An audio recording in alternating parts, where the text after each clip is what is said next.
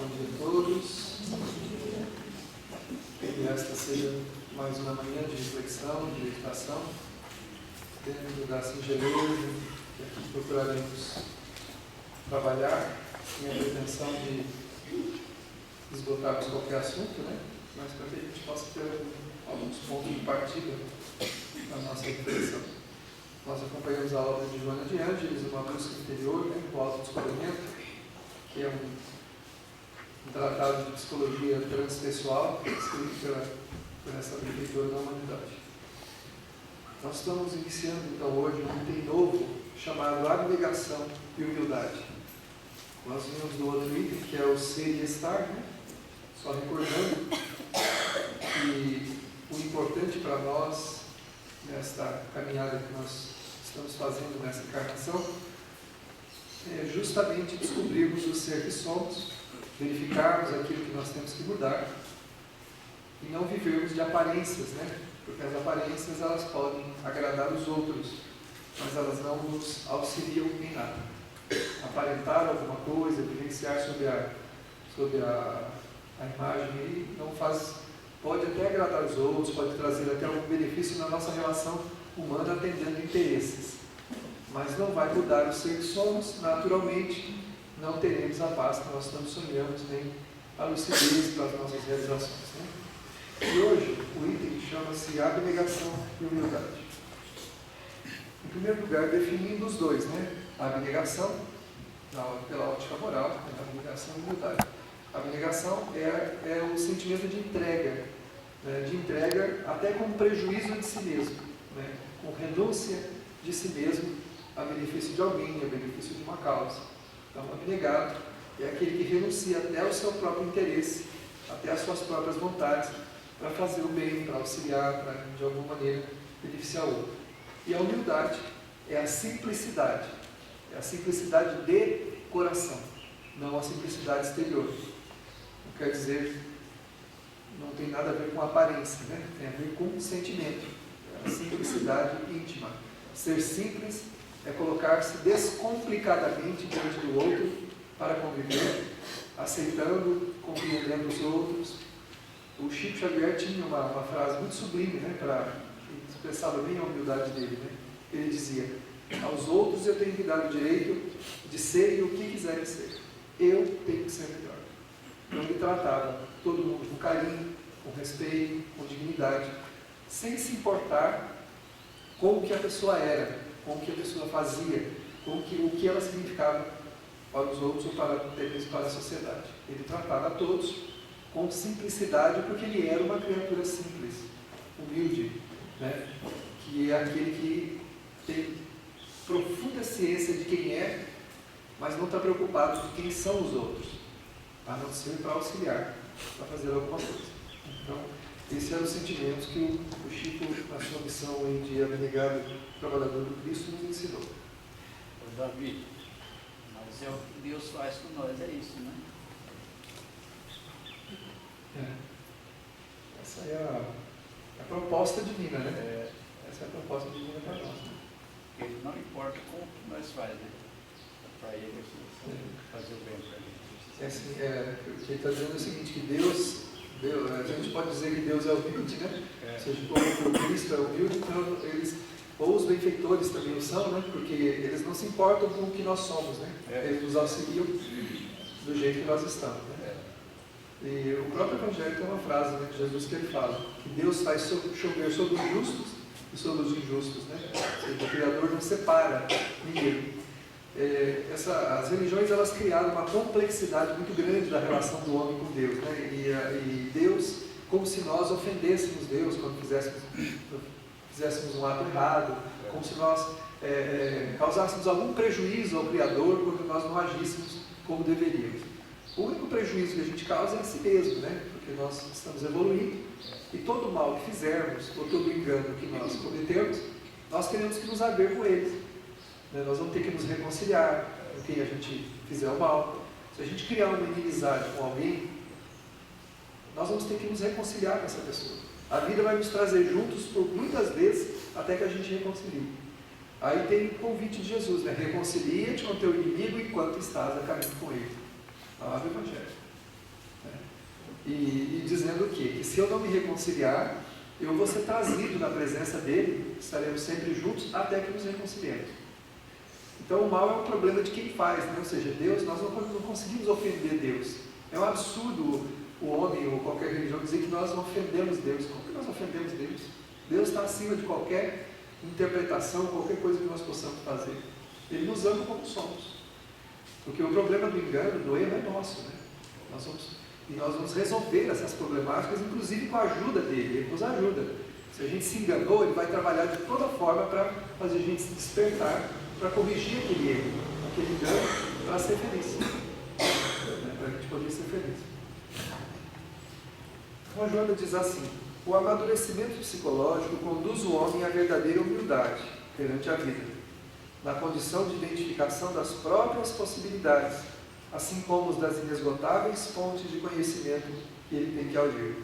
Percebe a pequenez diante da grandeza universal, destituído de conflitos, de consciência, de culpa, de fugas do ego. Então, quando a gente amadurece psicologicamente, o que equivale a dizer amadurecer afetivamente e emocionalmente, nós descomplicamos a nossa vida. Nós destituímos da nossa natureza o sentimento de culpa, em primeiro lugar. E grande parte das depressões humanas, e a ciência não consegue muitas vezes encontrar a gênese da depressão, das síndromes, por exemplo, a do pânico, entre outras, né? Elas têm raiz na culpa, na consciência de culpa. Principalmente as culpas que nós trazemos de outras encarnações e não nos lembramos. É aquela depressão que a gente não sabe a fonte dela, não sabe por que é depressivo, mas é depressivo. Sente aquela amargura, aquela vontade de desistir, de não caminhar, de não viver. É o espírito que perdeu a sua autodignidade. Diante dos seus enganos, diante dos seus erros, ele sentenciou-se culpado, porque Deus não sentencia ninguém. O próprio espírito, reconhecendo os seus enganos, sentenciou-se culpado e tem vergonha de prosseguir. Ele tem a culpa que o acicata, que o atormenta, que o aflige. Reencarna, não lembra dos fatos. A gente não lembra dos fatos do que nós cometemos nas encarnações passadas. Mas os feitos estão gravados em nós, na nossa alma. E as imagens inconscientes são acessadas pelo Espírito constantemente. Existe uma realidade de percepção espiritual que transcende a nossa capacidade intelectiva, ao que nós percebemos da vida. É uma realidade profunda que o Espírito tem acesso, que a alma tem acesso, que são os arquivos inconscientes. Porque onde estão os arquivos de tudo que nós já vivemos? Na alma, estão gravados no Espírito. Então ele tem acesso constantemente ao que fez e ao que faz. Então, mesmo que não nos lembremos do fato, pelo bendito véu do esquecimento que Deus permite que a gente tenha logo que nasça, senão a gente não conseguiria viver, né? A gente não conseguiria viver. Então o véu do esquecimento impede que a gente lembre-se dos fatos, mas não tem como deixar de vê-los na essência, onde eles estão gravados e de onde o mal-estar é gerado, onde a culpa está instituída, né? Então, enquanto nós não trocarmos a culpa pelo trabalho, pela ação do amor, nós vamos sofrer de depressão, vamos sofrer de medos, de fobias. Nós temos que trocar a culpa pelas ações do amor, disse Jesus. Ama, porque a partir do momento que a gente passa a amar, a gente começa a ter de novo o sentimento de autodignidade, de autorrespeito, e vai aplacando essas imagens, esses sons, né? Vai abafando esses sons que vêm do inconsciente, da culpa, do engano, do erro, que vai nos atormentando em cada dia. Por isso a ciência ainda não desvendou as matrizes da depressão, as matrizes profundas da depressão, porque elas estão na alma, elas estão no espírito, são ecos dos nossos enganos. E o que nós fazemos por sermos orgulhosos, né? Por sermos extremamente orgulhosos?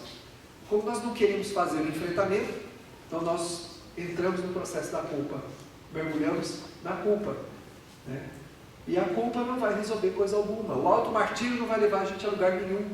O dizer, eu não presto, eu não valho nada, eu não sirvo para nada, eu sou isso, eu sou aquilo, não vai tirar a gente de buraco nenhum, né? A gente pode conseguir a piedade, a comiseração de todas as pessoas à nossa volta, mas não vai nos fazer bem. Tanto que, geralmente, o depressivo ele tem auxílio e o carinho de todos aqueles que estão à sua volta, dos seus familiares, atenção médica, atenção dos amigos. Isso não adianta, nada disso adianta. Ele continua sentindo amargura e não vê sentido na própria vida. Porque a visão da vida é de dentro para fora, não é de fora para dentro. Não é o que nós enxergamos à nossa volta que dá sentido à nossa vida, mas é o que vem de dentro, é o que flui da nossa natureza que dá sentido à vida. Ô, Davi, só que o depressivo, ele tem que tomar um remédio certinho, igual eu sou. Só que eu tomo um remédio certinho e vivo minha vida, né? Certamente. Entendeu? A medicação deve ser usada. E, assim, com deve certeza. ter fé em Deus e Jesus, né? Isso.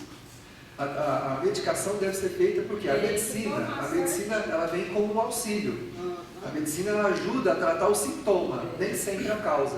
Né? Ela trata o sintoma. Agora, só a renovação espiritual vai trazer a cura da depressão. Ajuda muito, muito. O remédio ajuda, mas ele não trata a causa. É o que eu estou tentando falar. Então, somente uma ação do espírito para a matéria é que vai poder acabar com o quê? Com as matrizes da depressão. Porque a culpa está instituída na alma, o remédio não vai lá. A medicação não alcança o Então, espírito. faz 3 anos que eu estou frequentando aqui, né?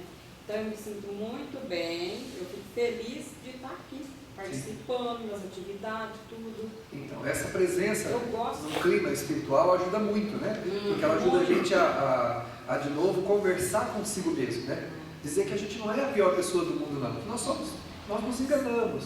Que se a gente algum dia errou, se enganou, Deus permitiu que a gente voltasse através da reencarnação para continuarmos evoluindo e melhorando. Muito pobre, né? Agora, o trabalho do bem, né? O trabalho é o que vai renovar. Quando nós, então, implementamos as ações do amor, é por isso que a doutrina diz assim, não basta o conhecimento, é importante que nós empreendamos ações, as ações do amor. O que são as ações do amor? Segundo os Espíritos Venerandos, e está nas cartas de Paulo também, a caridade. A caridade não apenas como a caridade da esmola, de dar alguma coisa para os outros materialmente. A caridade do sentimento, de se importar com os outros, de querer ver a felicidade dos outros, de querer o bem dos outros, de fazer tudo o que for possível para tornar a vida do outro melhor. Até mesmo daqueles que nos ofendem. Está aí uma das maiores caridades que a gente pode fazer e prestar, é compreender o ofensor. Né? Compreender o ofensor. Por isso, disse Jesus, ora pelo teu inimigo. Olha a colocação. Ora pelo teu inimigo, ora por aquele que te persegue, por aquele que te calumnia. Palavras de Jesus. Né? Quando a gente passa a fazer também a caridade moral, que é uma postura de alma, e não atos, né, exteriores só de dar coisas para os outros, isso é bom, sem dúvida. A caridade material, de alguma maneira, ela alivia a fome, ela alivia o frio, ela alivia a dificuldade, a necessidade. Mas a caridade que vai nos ajudar profundamente é a caridade moral, que é aquela da gente mudar a nossa visão a respeito da vida e dos outros, né? Ter uma visão amorosa de tudo e de todos, olhando profundamente no coração alheio, dando direito a cada um de ter os seus enganos, de ter os seus erros, e fazendo todo o possível para não sentir raiva de ninguém, não sentir mágoa, não sentir ódio. Quando alguém nos ferir, se a gente não se magoar, nós já estamos fazendo uma suprema caridade, para com ele, para conosco mesmo. Não estamos criando complexidades na relação humana, não estamos nos entrelaçando negativamente para depois vivermos vidas tumultuadas para resolver esse ódio. Quem odeia aprisiona-se nos efeitos do ódio e vai ter vidas profundamente tumultuadas para resolver esse ódio. Porque a gente vai ter que abrir mão de grandes amores quando voltar para cá outra vez, para vir com aqueles com quem nós arrumamos confusão, com aqueles a quem nós complicamos o coração. Então, melhor não guardar. Por isso Jesus falou, perdoa o teu inimigo. Aí Pedro fala, Senhor, 7 vezes está bom? Não, Pedro, não é 7 vezes não. É 70 vezes, 7 vezes. Ou seja, sempre. Mas não é porque o perdão faz bem para o outro. O perdão faz bem para mim. Me desata dele. Entendeu? Me desata dele. Eu fico desatado do outro. Mas se eu não perdoo, irremediavelmente eu estou na presença daquela pessoa até que eu resolva esse ódio. Porque a lei divina é lei de amor. Então, enquanto o amor não tomar o lugar do ódio, nós estamos atados fatalmente à realidade do outro. Voltando só àquela questão da depressão, ou de qualquer outra doença, o medicamento é o remédio provisório, a caridade é o remédio definitivo. Exatamente, doutor. O doutor falou que o medicamento, na depressão, o medicamento é o remédio provisório. E a caridade é o remédio definitivo. Muito bem colocado, é isso mesmo. Você vai curar a ferida, né? Não vai ficar tratando o sintoma. Está doendo, eu tomo medicação para dor. Mas a ferida está lá. Não estou tratando a ferida. Só tomando remédio para dor. Né? Eu estou tratando só o efeito. Eu preciso tratar a ferida. E a ferida é uma concepção nossa. A ferida é algo que nós temos que olhar para ela e tratá-la. Né? Então, por isso que eu digo, como nós não sabemos o que fizemos, a grande parte das depressões são de causa passada, né? São de vidas anteriores, nós não sabemos exatamente o que nós fizemos, mas sabemos que coisas boas não foram, porque gerou-nos o sentimento de autodepreciação, que é o sentimento que nos coloca para baixo, como alguém que não tem valor, como alguém que não tem dignidade. E a gente olha a vida com essa visão, então se sente desmotivado a prosseguir, né? Quando a gente implementa as ações do bem, é como se nós chegássemos lá na essência nossa e disséssemos para nós mesmos, está vendo? Ó, eu não sou tão porcaria assim. Davi, né? Tem gente que toma remédio do coração, do rim, fígado, é a mesma coisa, não é? Sim. Quando você tem um problema no fígado, você tem que tomar um remédio para ele. Um problema no coração, você não tem que tomar. Então, existem várias doenças, né? Não é uma só. Tem que tomar um medicamento, né? Todas elas têm a mesma gênese, né? Está no espírito. A visão intelectiva da realidade e a aquisição moral dos recursos interiores facultam-lhe a simplicidade de coração, o respeito cultural por todas as pessoas. Então, quando nós adquirimos valores inteletivos, né? E também valores morais, que são recursos interiores, nós nos simplificamos. Adquirimos a simplicidade de coração. Consequentemente, passamos a respeitar a tudo e a todos. Só o orgulho, né? Quando a nossa relação com o outro é muito difícil, significa que o nosso nível de orgulho está muito elevado. À medida que nós vamos baixando o orgulho, nós vamos simplificando as relações nossas. Vai ficando mais fácil conviver. O homem orgulhoso é profundamente contrariado. É alguém que vive contrariado constantemente. Porque neste mundo, nada e nem ninguém vai fazer a nossa vontade. Por mais que a gente deseje que as coisas sejam como elas deveriam ser, elas não vão ser como nós gostaríamos. Porque cada um age como pode, dá o que tem, como pode, e a vida também nos concede aquilo que nos é permitido. Nós também vamos ter na vida aquilo que for permitido, de acordo com a experiência que nós viemos viver. Cada um tem uma história. Nós viemos do mundo espiritual com uma história. Nós temos um histórico que diz quem somos. E muitas coisas que a gente pede da vida está elencado lá nessa lista que a gente não vai alcançar. Porque se a gente conseguisse aquilo, seria a nossa perdição. Então, quando a gente programou a nossa reencarnação, nós programamos ela com algumas experiências para vivenciar, né? Com algumas pessoas, com algumas coisas. Então, e muitas vezes a mudança desesperada que a gente quer em algum campo da nossa vida não vai acontecer. Ou pelo menos não como nós gostaríamos. E o curioso, né, diz a doutrina espírita, é que se nós alcançássemos aquilo do jeito que a gente queria, não ia fazer sentido nenhum. Porque nós não temos sentimentos apropriados para poder experimentar o benefício que alguma coisa que a gente quer vai nos trazer. Quando a gente luta para conseguir alguma coisa, em algum sentido que seja, quando chega lá, olha para aquilo e fala, nossa, não sei se era bem isso que eu queria, né? Não sei se era bem isso que eu queria. A pessoa, ela luta, corre atrás, corre, luta por aquilo, de repente consegue. Tem um caso que nós conhecemos aqui, até a gente já conversou com a mocidade sobre isso, de uma pessoa que nós conhecemos, que ela acho que viveu uma vida profundamente intensa, amorosa, tanto de namoro, depois de casamento com alguém, com essa pessoa, lutou muito para poder ficar junto com aquela pessoa. Os dois queriam muito e tal, lutaram, conseguiram. 2 anos depois, os dois estavam casados, cada um com uma pessoa diferente. Casaram-se, 2 anos depois estavam separados, casados com outra pessoa.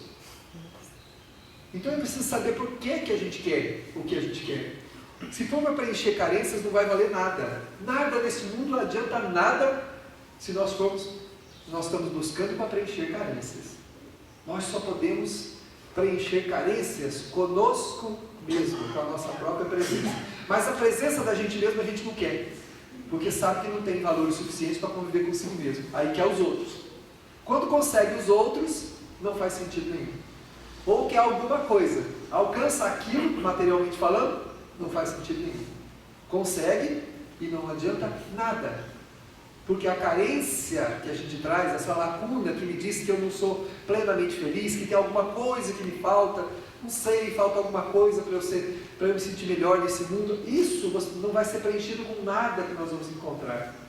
É muito bom compartilhar uma afetividade com alguém, é muito bom conseguir alguma coisa que nos dê conforto, mas se nós não precisarmos daquilo, se você precisar daquilo, aí existe um grande indicador de que tem alguma coisa errada. Ter conforto é muito bom, mas precisar de conforto, avidamente, desesperadamente, é profundamente negativo. Significa que a gente está querendo preencher alguma coisa com aquilo que a gente está buscando. Esse é uma grande estupidez da nossa vida. As coisas para nós, elas têm valor aquelas que a gente conquista sem estar necessitando delas. Este é o grande segredo da felicidade. Conquistar alguma coisa sem estar necessitando delas. Aí nós estaremos plenamente felizes dentro daquilo que conquistamos.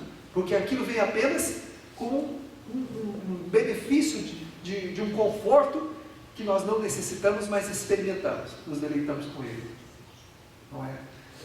E é importante que nós busquemos essa ideia, porque a maioria das coisas que nós buscamos avidamente, ao conquistá-las, elas perdem qualquer sentido. Isso denota lacunas na alma. E a simplicidade entra nesse sentido, descomplicar o coração para não precisar de nada. E ao contrário, ter a capacidade de buscar qualquer coisa. Ter a boa vontade de caminhar, de trabalhar, de procurar conseguir. Seja materialmente, seja afetivamente, não há nada errado na nossa busca neste mundo em tentar convivências agradáveis. Agora, se nós necessitarmos delas, como disse Joana de Ângeles numa outra obra, ela diz assim: ser reconhecido é muito bom. Precisar de reconhecimento é desastroso. Porque aquele que é reconhecido pelo que faz, regozija-se nesse momento com a alegria das pessoas em relação a si mesmo, em relação aos seus. Agora, o que precisa de reconhecimento nunca estará satisfeito. Quando alguém vai agradecer-lhe por alguma coisa que ele fez, ele fala só isso. Ou seja, nunca nada está bom. E eu estava fazendo uma palestra em Santa Fé do Sul, quando Maria Dolores, no meio da palestra, uma fala nossa, ela disse assim: aquele que não necessita de reconhecimento, aquele ao contrário, que está reconhecendo os outros, que está fazendo, que é uma pessoa grata a tudo e a todos, quando recebe um muito obrigado, fica tão feliz que era como se tivesse ganhado o maior prêmio da sua vida. Aquele que recebe um sorriso por ter de reconhecimento por alguma coisa que fez, sente-se tão bem, que é como se tivesse ganhado um grande prêmio de céu. Porque ninguém pode sentir o que não está dando. Se eu não estou me propondo a amar, não vou perceber o amor que recebo. Se eu não estou procurando ser grato, não vou perceber a gratidão dos outros, não vai fazer sentido nenhum. Nunca vai, nada está bom. Já vi gente reclamar, dizer assim: não adianta, a gente faz tanta coisa pelos outros, ninguém faz nada por nós. E são pessoas extremamente cuidadas, são pessoas extremamente amadas, cujo reconhecimento não tem sentido nenhum para elas.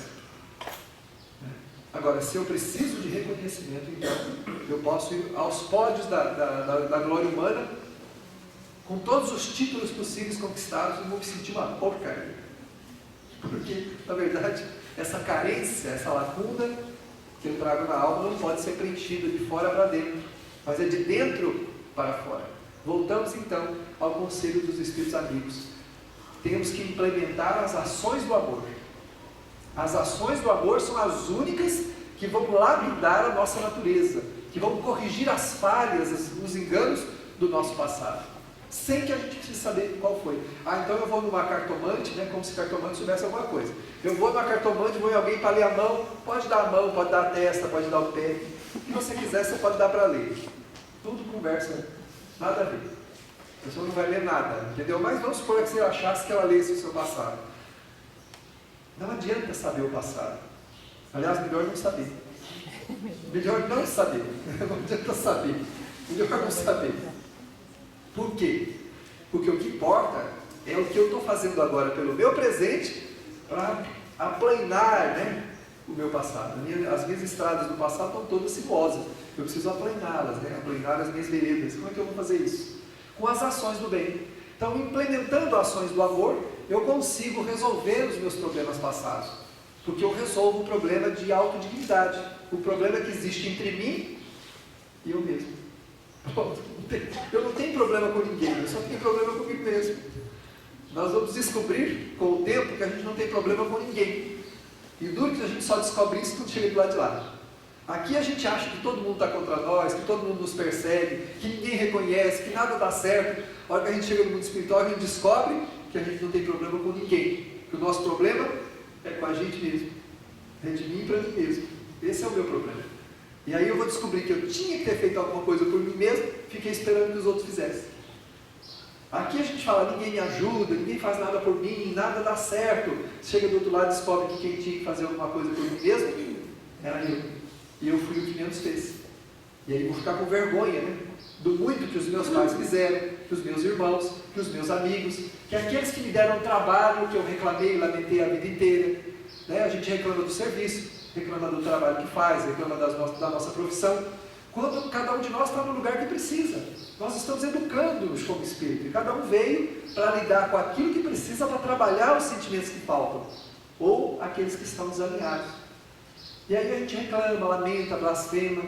E chega do outro lado e fala, meu Deus, esse era realmente o caminho que eu tinha que trilhar. Esse era o rumo.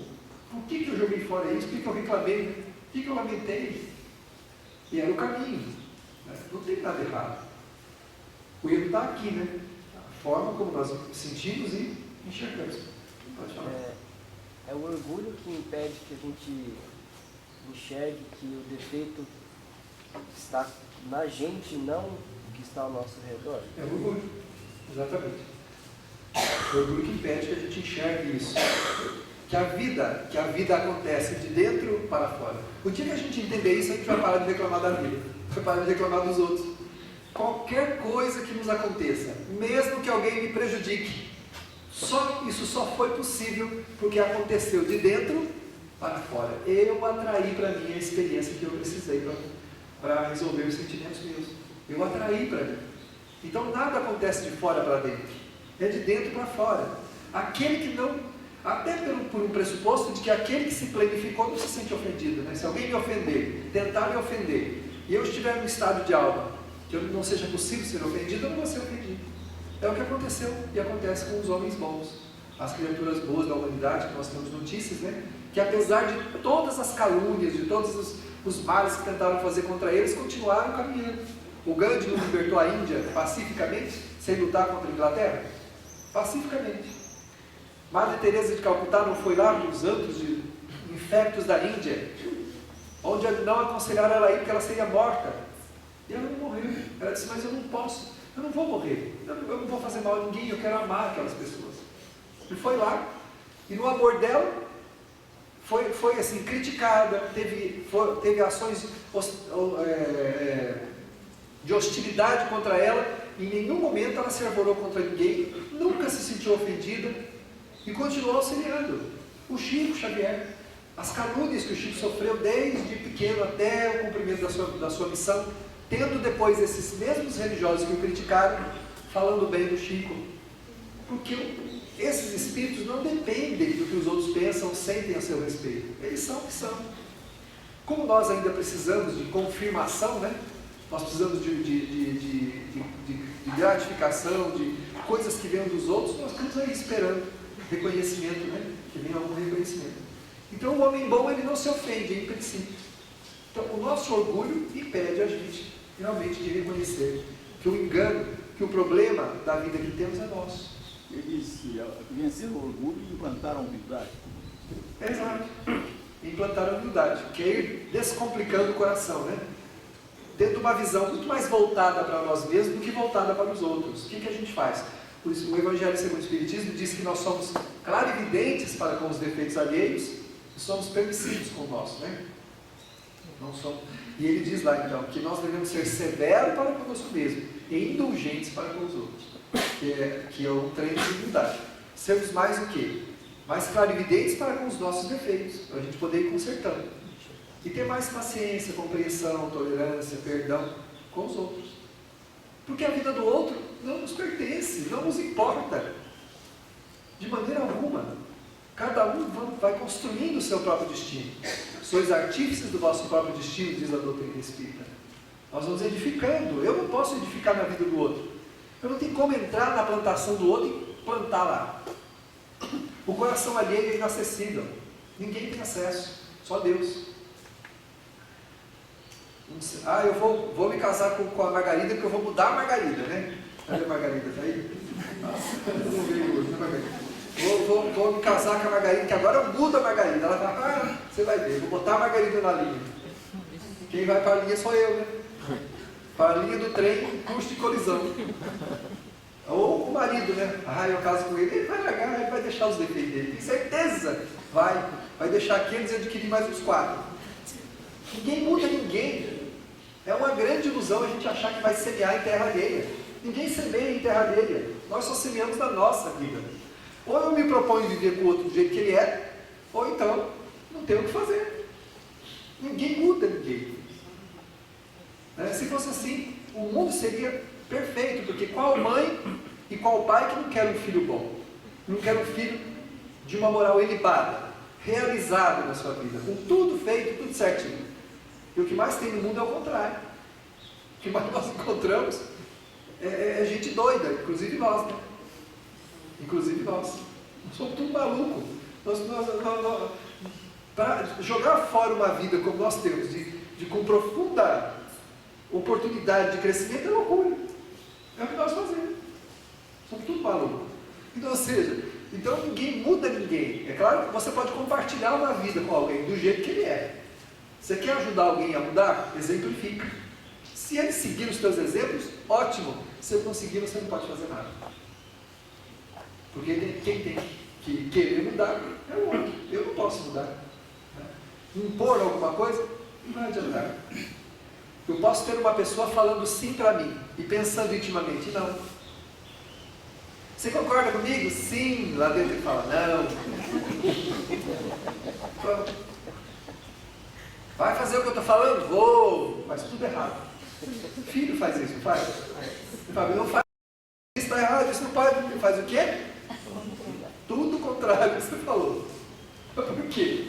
Porque ninguém entra dentro de ninguém para mudar ninguém. Não tem, isso é uma grande ilusão. Querer acreditar que vai semear na alma dos outros. Não vai.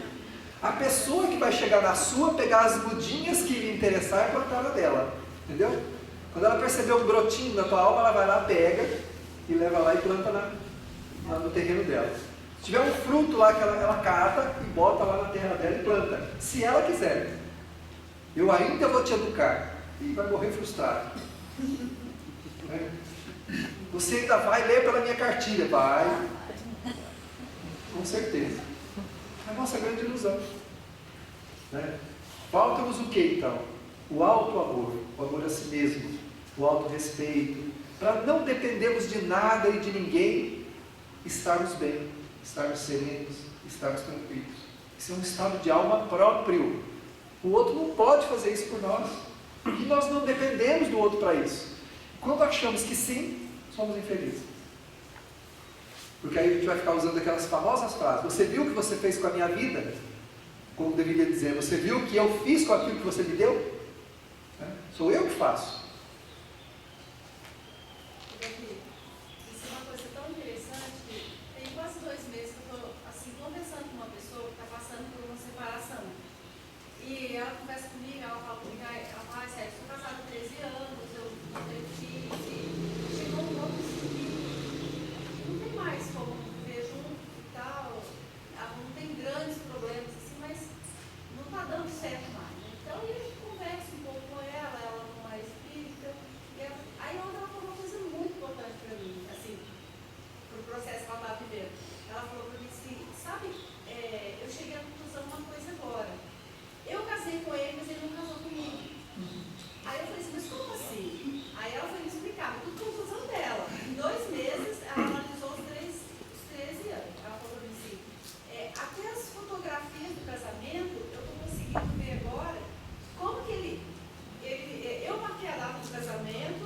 falando. Eu fui atrás de tudo e eu falei para ela, nós vamos casar tal dia. Ele falou, se for casar tal dia? Já marquei, tá tudo certo. Então, ela falou para mim assim, eu marquei tudo, fiz tudo, assim, tipo assim, ele compareceu lá, ele casou. Ela falou assim, fica olhando as fotos, o pai dela falava assim, esse moço não quer casar. Claro que quer, pai, claro que quer. Ela falou assim, olha as fotos dele, eu tô toda feliz, lindo, veio com a vida, queria pôr vestido, queria arrumar e tudo. E aí, então assim, como se ele tivesse ido trabalhar, fazer uma coisa que não estava gostando. E eu falei assim, mas como que você viu agora? Ela falou assim, eu não sei. Aí eu falei pra ela, porque você estava usando o óculos cor-de-rosa que dá que fala, e agora você comprou o óculos bate fogo. Em 2 meses eu estou vendo tudo assim, realmente. Então, ela falou que está conseguindo fazer essa separação assim, entendendo tudo, porque para ele. Esse é o óculos que pega a cor. Mas é interessante se você colocar a felicidade no outro, faz do seu jeito e. O que a Célia está dizendo é que ela conheceu uma pessoa que a pessoa descobriu que ela casou com uma pessoa e a pessoa não casou com ela. Ou seja, muitas vezes a gente se ilude, né? Tem a autoilusão e inclui os outros nessa ilusão e acha que está controlando tudo, né? Que está querendo, que está controlando tudo e não está. A gente só pode controlar o próprio sentimento, né? Isso a gente talvez vai perceber isso a duras penas, que a gente só pode cuidar de si mesmo. A gente não cuida de ninguém. A gente só faz pelo outro o que o outro permite, o que o outro quiser, né? A gente não muda ninguém, como eu disse, e a gente, às vezes o óculos cor-de-rosa a gente mesmo que se colocou, né? Ou seja, a vida está mostrando que aquilo não é bom, a vida está mostrando que aquilo não está certo, a vida está mostrando que por ali não, o caminho não é esse, mas as nossas paixões, o nosso orgulho, a nossa vaidade, diz que não, você tem que ir lá, vai lá, luta por aquilo que você quer. Lutar por alguma coisa que eu quero não significa lutar pelo outro. Não tem isso, não existe isso. Lutar por mim, por alguma coisa que eu entendo que é importante para o meu crescimento. O restante é parceria. Nós estamos, neste mundo, tendo relações de parceria um com o outro. E cada um tem que fazer a sua parte. Ninguém faz por ninguém. Ninguém prende ninguém, né? Então vamos lá. A sua lucidez trabalha pelo bem geral com naturalidade, levando à abnegação e mesmo ao sacrifício, quando necessário, sem exibicionismo ou arrogância. Percebe que a finalidade do ser existencial é a alegria de viver, decorrente dos pensamentos e ações meritórios, o que o propele à autoestima e à autodescoberta constante, trabalhando-se sem fadiga, sem decepção. Não para na faina a examinar imperfeições, porque elabora esquemas de incessante aprimoramento, com sede de novas conquistas, que não cessa. Então essa lucidez que a capacidade intelectiva e a aquisição dos valores morais traz, ela faz o quê? Ela trabalha pelo bem geral com naturalidade, pelo nosso e pelo bem daqueles que estão à nossa volta, sem exibicionismo e até com sacrifício. Só pode fazer sacrifício por alguma causa ou por alguma coisa aquele que tem a abnegação. O que é a abnegação? É o sentimento de fazer, de entrega por aquilo que se acredita, por aquilo que a gente compreende, com sacrifício dos próprios interesses. Mas não para dizer assim, eu me sacrifico por você e você não faz nada. Isso não é sacrifício, né? Isso aí é orgulho, né? A gente achar que está se sacrificando pelos outros. A abnegação, ela sacrifica, mas não vê o que faz como um sacrifício. A alma abnegada, ela faz o que faz por amor àquilo que está fazendo. Sacrifica os próprios interesses, mas ela não se sente sacrificada. Com alguma exceção, porque tudo tem sua exceção, né? As mães são assim. Sacrificam-se pelos filhos, mas não se sentem sacrificadas. Fazem tudo que pode pelos filhos, né? Mas não sentem assim, não sentem que estão se sacrificando. Às vezes sacrificam a própria saúde, né? Para fazer isso, fazer aquilo. E está tudo bem. Sacrifica os próprios interesses, deixa de fazer coisa para si mesma para fazer pelo filho. Abre mão de desejos, de vontades, de sonhos para vivenciar a vida dos filhos. Geralmente as mães e os pais também fazem isso, né? E não vê isso como uma coisa sacrificiosa, porque é o sacrifício abnegado, é aquele sacrifício onde houve a entrega verdadeira por amor àquilo que está fazendo. Essas são, então, aquilo que nós chamamos de as ações do amor, né? Essas são as ações do amor. É aquilo que se faz sem sentir pesar por fazer. Porque quando se cobra, né, a pessoa fala assim, tudo que eu fiz por você não adiantou nada. Isso não foi sacrifício nem abnegação. O abnegado não vê o que fez. Eu já contei numa palestra, eu vou só relembrar. Lembra quando o Dr. Bezerra chegou à vida espiritual e ele ouviu um burburinho lá na colônia espiritual e ele perguntou para o mensageiro que estava do lado, mas que barulho é esse? Aí o mensageiro disse, vem cá, Bezerra, eu vou te mostrar. E ele chegava num lugar e ele viu uma multidão que clamava e falava o nome dele. E ele disse assim, mas quem são essas pessoas? Por que eles estão falando a respeito de mim? O benfeitor disse assim, são as almas que você ajudou na terra. Aí ele olha e fala, mas eu não reconheço nenhuma delas. Não sei quem são. Mas eles nunca te esqueceram. Você não sabe quem eles são. Mas eles nunca te esqueceram. São aqueles que você auxiliou, familiares, amigos e irmãos daqueles que você ajudou. Estão aqui gratos a você pelo bem que você lhes fez. Agora vamos verificar a vida do Dr. Bezerra, né? A dedicação. Ele foi tido como um louco, porque ele atendia de graça, cobrava de alguns que podiam, mas para quê? Para dar para aqueles que não podiam, deixando às vezes em dificuldade até a sua própria família. Não consta em momento algum que o Dr. Bezerra tenha lamentado isso. Levantava de madrugada para ir atender as pessoas em qualquer lugar que elas estivessem. Uma verdadeira entrega na sua profissão. E ele não sentiu pesar nenhum em fazer isso. Tanto que ele não marcou aqueles a quem auxiliou, né? A gente fala, tá vendo? Eu te ajudei aí, agora você me ajuda, né? Agora você me vira as costas. Quantas vezes a gente faz isso? Nossa, ajudei fulano, nem liga para mim, agora estou com dificuldade, ele nem lembra que eu existo. Esse sentimento de ingratidão que a gente tem é um orgulho. Ele vendeu o anel de formatura para pagar uma receita. Exatamente. Vendeu o anel de formatura dele para pagar uma receita para uma senhora, né? Para uma senhora. Tem um filme, se alguém quiser assistir a vida do Dr. Bezerra, assiste o filme, que ele é bem resumido, mas vale a pena. Para a gente conhecer um pouquinho da história desse. Foi chamado. Quando você menciona ações do amor, de amor, né, do amor, as pessoas pensam que está praticando uma ação de amor, mas com o intuito de modificar o outro. É porque o que nós chamamos de amor ainda não é amor, né? Pensando numa ação que vai modificar o outro. Coisa que isso não ocorre. O professor está falando que a gente pratica ações de amor com a intenção de modificar o outro, né? Falar, tenta mudar o outro, briga com o outro, mas eu estou fazendo isso porque eu te amo. Não, na verdade não é porque eu te amo. Na verdade a gente diz assim, é porque eu me amo, né? Eu quero conforto, eu quero que você haja como eu quero que você haja, para que eu fique bem. Então eu estou dizendo que isso é amor, né? O amor entrega, como nós falamos, né? As ações do amor não são as ações do nosso egoísmo, do nosso orgulho. Né? A abnegação induz às ações sacrificiais, por mais pesadas e menos grandiosas, que executa sem pejo e nem jactância. Ações sacrificiais, né?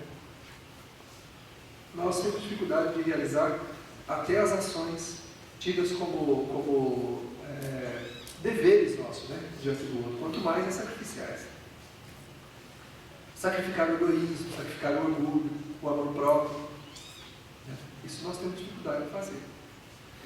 Quando a gente tem um capítulo do Evangelho segundo o Espiritismo que fala, né, que ao invés de mortificar o corpo, né, quanta gente que, para poder tentar agradar a Deus ou fazer qualquer coisa, pratica silício, né, bate em si mesmo, então fica sem comer um mês para poder fazer jejuns, né, e agradar o Criador, agradar fazer isso aqui.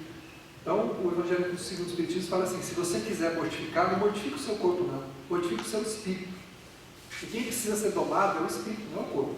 Não adianta ficar sem comer e não mudar o pensamento, não mudar o sentimento. Não adianta a gente fazer sacrifícios materiais só, simplesmente, sem mudar a essência, que é o nosso sentimento. Né? Se tem alguma coisa que nós temos que mortificar, é o espírito.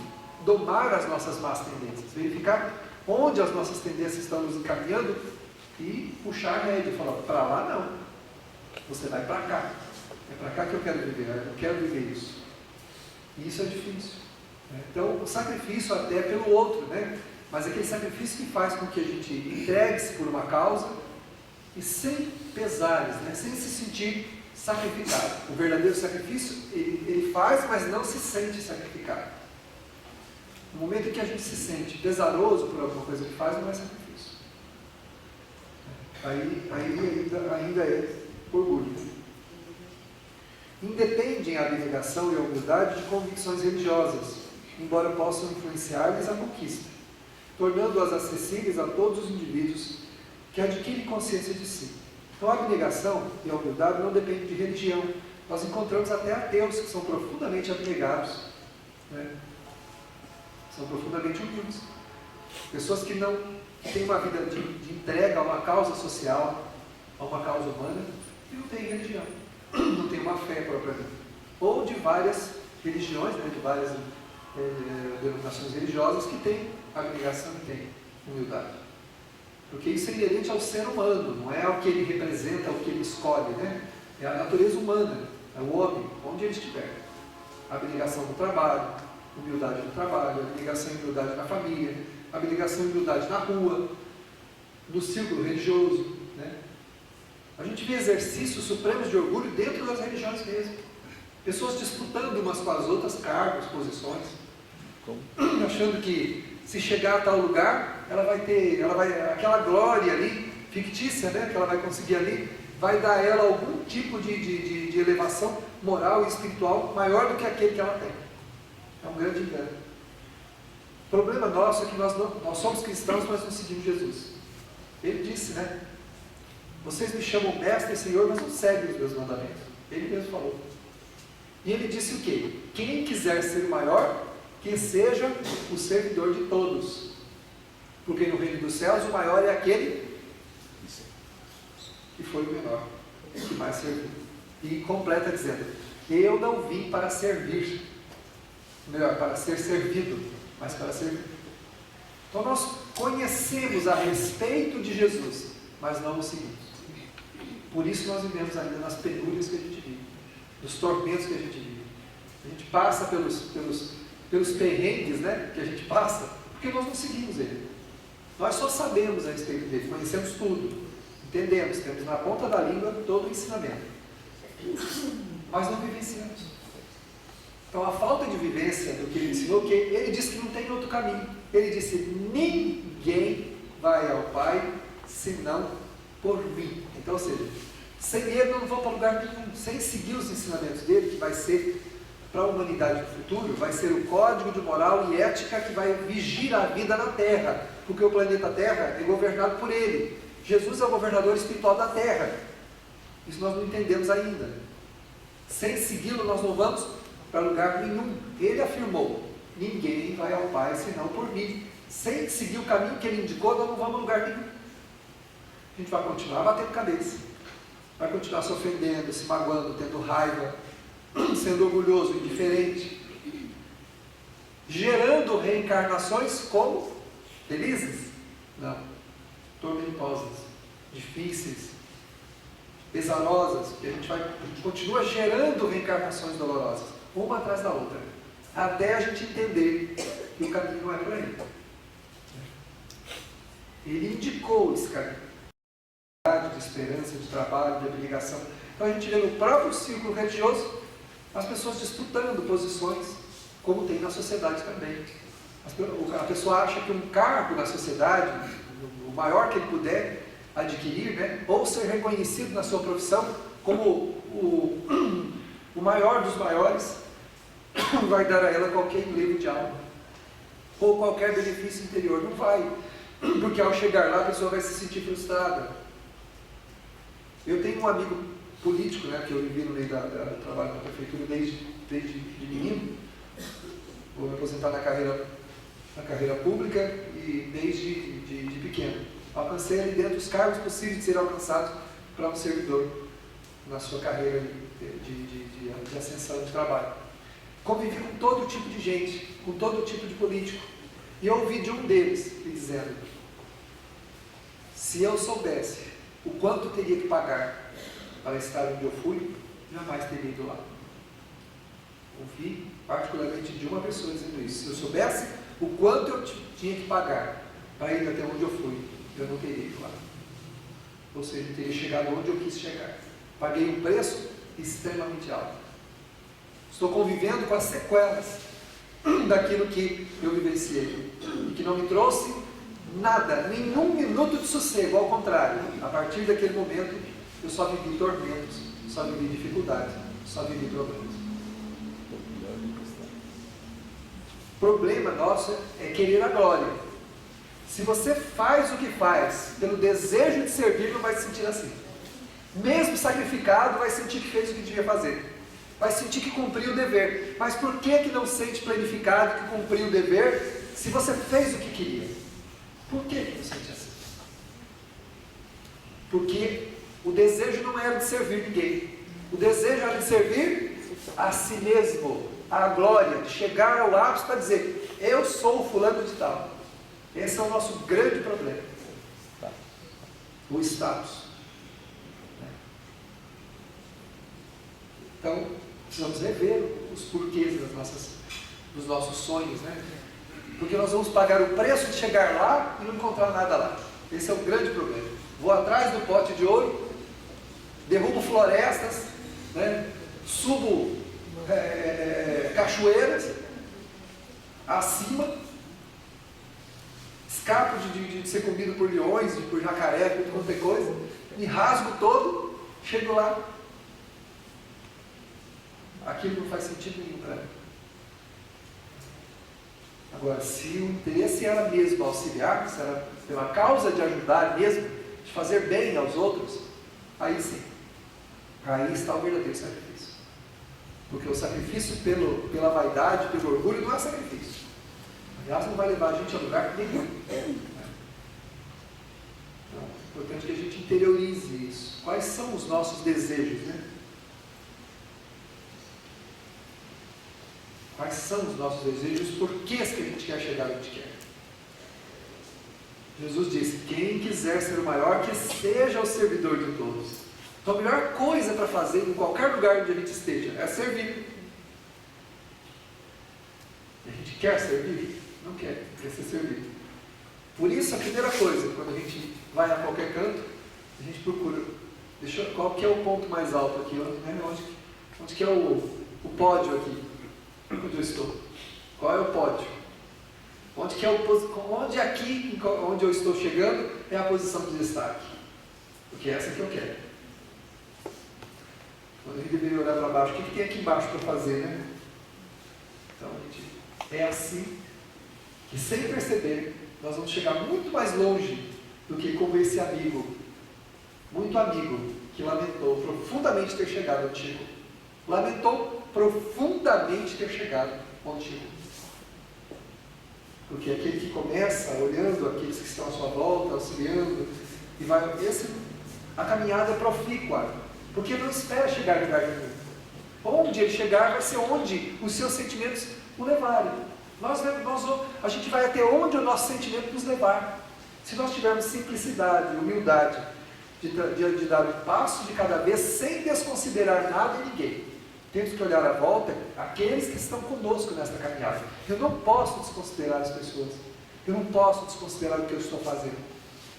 E diz Joana de Ângeles: o vencedor não é aquele que chegou a conquistar glórias e foi tido como o melhor de todos, mas aquele que fez o melhor naquilo que estava fazendo. E para isso, não se depende de lugares, de posições, não se depende de nada. Porque nós já temos na mão alguma coisa para fazer. Então, se estamos fazendo o melhor do que nós estamos fazendo, então estamos conquistando tudo que nós precisamos. Quando desencarnarmos, tendo feito o melhor, a lavadeira que lavou a roupa dos outros a vida toda, com todo o amor de entregá-la impecável àquele que vai vestir, vai ter, no bom sentido, muito orgulho de si mesmo, quando desencarnar e ver que ela cumpriu judiciosamente o que ela tinha que fazer. Que bom que eu aprendi a alvejar a roupa dos outros, com o objetivo de alvejar a minha própria alma, na humildade, na serenidade. qualquer coisa que nós estejamos fazendo, esqueçamos a necessidade de sermos reconhecidos, mas a de fazer o melhor que nos seja possível, com todo amor, com todo carinho, com todo esmero. Porque isso não é bom para o outro, não é bom para aquele que está recebendo, mas é bom para nós, que estamos nos educando, estamos nos construindo por dentro. A única garantia de felicidade que existe. Quantos espíritos que tiveram tudo neste mundo e acordam no mundo espiritual profundamente vazios, tendo uma vida muito ocupada, mas não se ocuparam de si mesmos. Não verificaram as próprias necessidades para cuidar delas. Cuidaram de todos os quefazeres de menos monta, esquecendo de cuidar dos seus próprios sentimentos. É importante que observemos a vida que nos foi concedida a título de elevação. E observando os convites que a vida nos faz, melhorando o nosso sentimento, estaremos caminhando na direção da autorrealização. Já vivemos muitas experiências corpóreas e viveremos tantas outras. O que nos importa se nossas cabeças são coroadas ou se usamos sandálias? Isso não nos fará melhores. Mas os deveres cumpridos, com amor, abnegação e humildade, nos dará a verdadeira felicidade, concedendo-nos a paz ao coração. Pior do que reencarnar na Terra, na nulidade da observação alheia, é reencarnar com o coração cheio de pesares,